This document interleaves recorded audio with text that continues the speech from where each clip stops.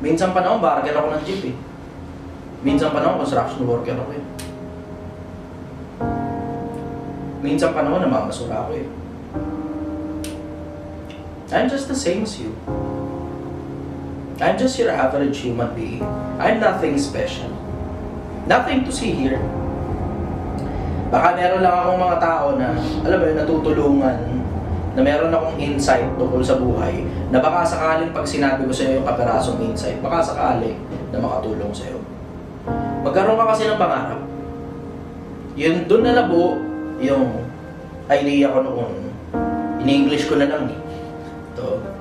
Make your future so bright that you forget the darkness of the past.